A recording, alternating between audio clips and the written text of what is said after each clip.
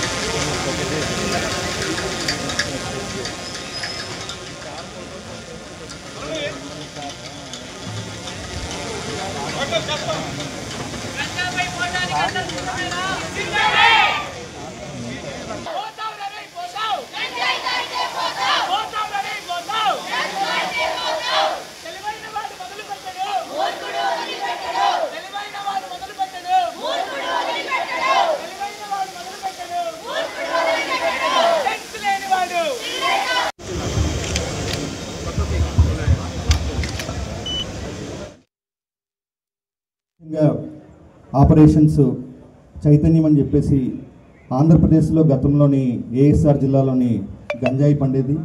ఈరోజు గంజాయి సాగు లేకుండా ప్రత్యేకంగా దాన్ని తీర్చిదిద్దడం జరిగింది। ఈ drone surveillance, అడ్రెంట్ satellites, కార్డినెన్స్ search operations, విస్తృతమైన అవేర్నెస్ క్యాంపెయిన్స్ ద్వారా ఆంధ్ర ఒరిస్సా బార్డర్లోని ఆంధ్రప్రదేశ్ సైడ్ అంతా కూడా ఆల్టర్నేటివ్ క్రాప్ సపోర్ట్ ఇవ్వడం వల్ల సుమారుగా 2 కోట్ల మొక్కలు పంపిణీ చేయడం ద్వారా ఆంధ్రప్రదేశ్ ప్రభుత్వం, జిల్లా పోలీసులు, అదేవిధంగా గౌరవ డీజీపీ గారి సూచనలు సలహాల మేరకు అక్కడ గంజాయి సాగును పూర్తిగా నిర్మూలించడం జరిగింది। State government, as all of you know, state government is very serious and we have declared a war on the drugs. The war on drugs, not only production has come to zero, as has been told by the IG Eagle also, production is zero, but also against the consumption. I want to appeal to the society, to every